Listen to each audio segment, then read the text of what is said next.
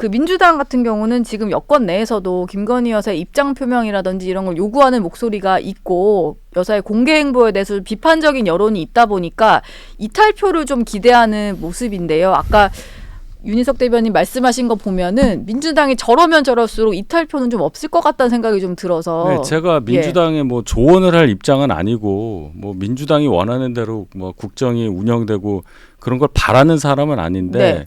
역으로 보자면 그렇다는 뜻이에요. 예. 이거를 이 사안에 대해서 정말 김건희 여사 관련한 특검을 해서 뭐 진실을 밝혀야 되겠다는 그런 마음이 있을 거 아닙니까? 네. 그럼 민주당에도 전략가가 있을 텐데 이런 식으로 막무가내로 근거 없는 어떤 선동까지 하면서 밀어붙이는 게 과연 국회 통과의 확률을 높일 수 있는 거냐. 예. 이 생각을 해봐야 되는 거 아니에요.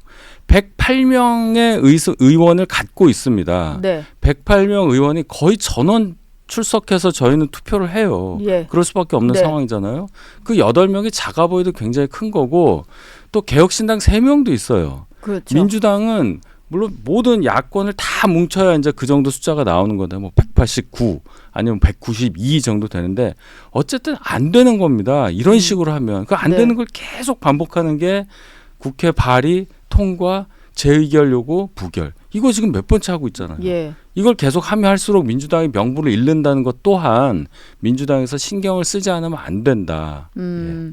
그냥 이거를 계속 이런 식으로 법안을 발의하고 거부권이 행사되고 폐기되는 거를 보여주면서 그냥 여론전만 하려고 한다. 이게 좀 속내로 보이시나 그렇죠. 보네요. 여론이 근데 안 먹혀요. 민주당은 예. 대통령의 거부권 숫자를 지금 세고 있잖아요. 네. 저는 반대로 생각합니다. 재의결에서 부결되는 숫자를 저희는 생각해야 된다고 봐요. 예. 그만큼 무능한 국회 과반 의석을 가진 제1당의 모습이다. 그 수장은 이재명 대표고요. 네. 이렇게 된 원인 중에 하나도 이재명 대표가 갖고 있는 고유의 사법 리스크다. 네. 그 1심 결과가 이제 곧 나온다. 예. 이 상황을 민주당은 왜 안 보고 저희 쪽만 보고 공격만 하고 있냐 이 얘기입니다. 근데 공직선거법 그 형량이 나왔을 때 민주당 내 어떤 비명계로 분류되는 인사들 사이에서도 뭐 김건희 여사에게는 춘풍 같고 야당 대표에게는 추상 같다 이런 식의 조금 이 대표를 옹호하는 발언이 나왔고 오늘 아마 위증교사 혐의에 대한 형량이 뭐 구형이 되더라도 민주당은 좀 똘똘 뭉칠 것 같단 말이에요. 그러니까 뭔가 뭐 분란이 일어난다거나 아니면 정말 눈앞에 닥친 이재명 대표 사법 리스크를 어떻게 좀 해소해야 되겠다 이런 움직임보다는 오히려 정권 공격을 좀 강화하는 쪽으로 갈 것 같은데 국민의힘은 여기엔 좀 어떻게 대응을 하실 생각이세요?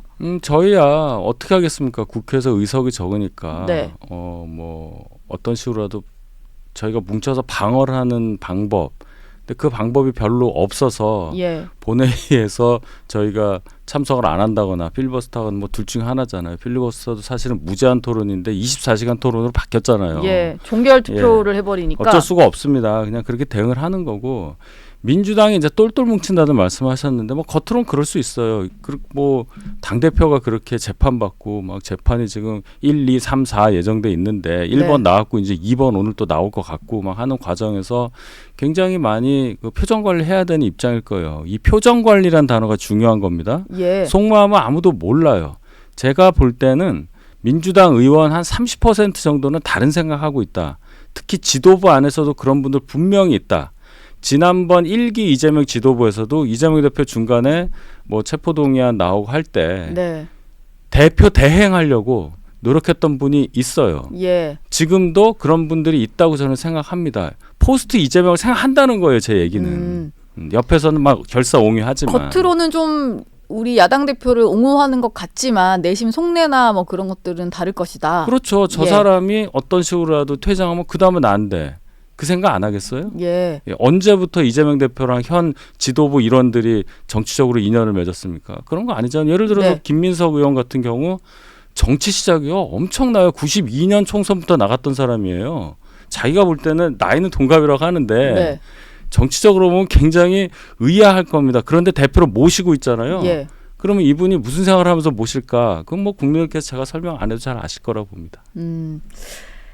아무래도 여권 입장에서는 김건희 여사 문제를 좀 어떻게 풀지가 핵심일 것 같은데 그걸 좀 해보자고 제안했던 게 한동훈 대표가 독대 요청이었잖아요. 아직 잘 이루어지지 않고 있고요. 이런 와중에 거부권을 이제 행사하게 되면은 재표결을 또 해야 될 것이고 여러 가지 일들이 있어요. 이거 어떻게 좀 방어를 그건 하셔야 되는 좀 거예요? 제가 바로 잡아야 될 게 네. 애초에 독대 요청하던 당시에 주요 사안은 김건희 여사 관련한 이슈가 아니라 의정대랑 의정 갈등. 관련한 거였어요. 네. 그리고 마지막에 만찬 가기 직전에 기자분들이 질문에 김건희 여사 것도 독대에 포함될 수 있냐 했더니 그것도 의제에 포함될 수 있다. 이 얘기 한마디 한 겁니다. 메인은 의정 관련한 얘기였다. 이렇게 말씀을 드리고 김건희 여사 관련 문제의 특검법 거기에 대해서는 다른 말이 나올 여지가 없습니다.